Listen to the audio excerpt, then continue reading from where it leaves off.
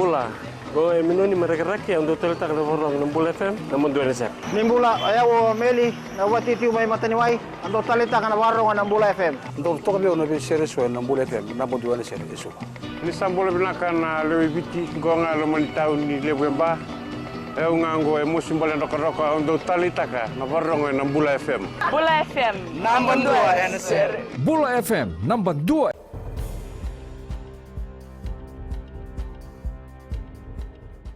Ni sambulu binaka. Se kwengo na pakaleleka ni nonda itukutuku na mbungi entendai.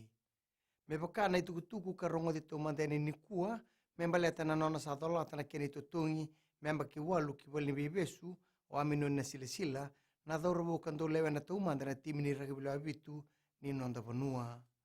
E mai tau na bakatula ongo, e na mata belewe lebu melo toka, e na rawa ninga isoli bina sila, me na takataka na poni ruana embaki e tau tumba, ni uti ono na embaki na loma ni tiko ni bibi karutaki na kiana mai tau na keni tutungi na mate bele wai melo to ni kua e barita ka turang ni lewa Justice Daniel Gounder ni nona kileo na sila e na butura rani rugby e na nonda panua e tu na kena binaka ka tu telanga na sana e na molmolu mukina e siang ni bondin din taka na mate bele wai ni kua ne karuni tamate mbitaki ka kila ka semitaki ni atado ritelanga na takataka ni nona buturaki na dauro buamba ki rua samlu kono o chosua la laubaki imbete ki tiko selema tiko na mburepere kata to mane na tambando bisa en nantua na dala ni lamba ke lepi kole ni sau rombete ki tiko na lewe ruongo en na non robo saura rata ki laubaki ni berni ngai mai lenga ni oti endo na bula en na palimbula lewe suba en na nona soli tiko na nona itukutuku na kabini kuwa e bagareta o tiko na mburepere nertua thingoma endo na ngiri e na buku ni nonra bakante otaki e lewe pana lewe vanua karto sa matini sibe e nantua na pali ni beba maro taki katoka na pasuni sala na Carnarvon Street e suba ertonge bakante otaki minus te sini visa e tongo na lewe baongo wili kina ola laubaki e bagareta ni ngaune ertongo le tiko kina rumu ka bakatoka ina charge room e ngai buki mai otomasi endua karo sala batamai ki la laubaki kangai balduki kulini sau e barita o tiko na mburepere ni ngaune ngole ni kina me buki kulini sau e ngai buki me ola laubaki ka badulaka na luna e barita ningi ngai tauri la laubaki bako koa me tukunu buani tondonu me na rokova na lomani baini station no bisa ni otoya e ngai bande otaki ola laubaki kina charge room e bakatala o tiko na mburepere na dala mbete tiko kina me bakania sanga me taro na bebadu kayado e na mataka ni singoya.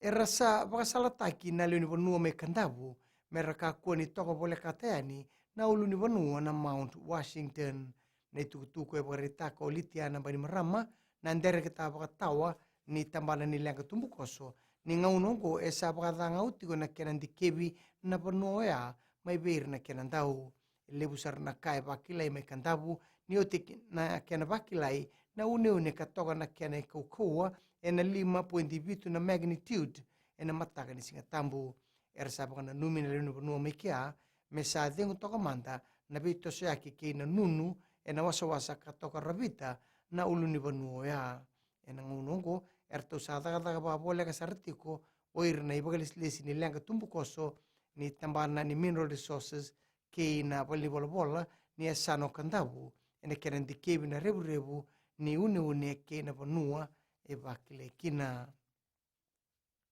gitu e bakatau tako Gareth Beiba na Antoni Butabulidi ni timi ni le abitu ni biti na be talendi era bagarita katu na doro bobo karsa toka na bugu ni bawarau kina sotsot ni Oceania Sevens ena kadi bagatiko Beiba na dana na doro kina sotsot ni Oceania Sevens ena madho mengo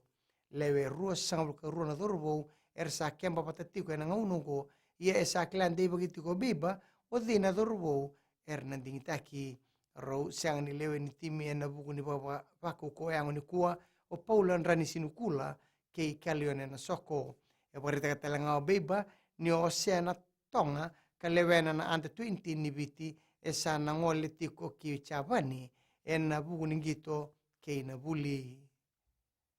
mai da bekir na bagaleleka ni no ande tuku na kene kuri e ranon seman seseni na Radio Fiji One Kinambula FM ni wading vinakar.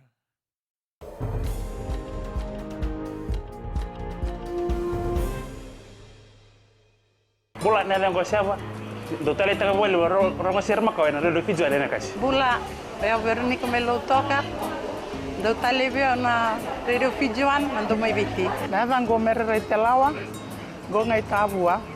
ando talita kana varonga na Radio Fiji One nando mai viti. Bula go ngai no ke imba ando talita wale na varonga na Radio Fiji One nando mai viti. Na wale. Ano dango sangi terkuati ando talita ka baka lebu na varonga na Radio Fiji One en Osori. Radio Fiji One nando mai viti.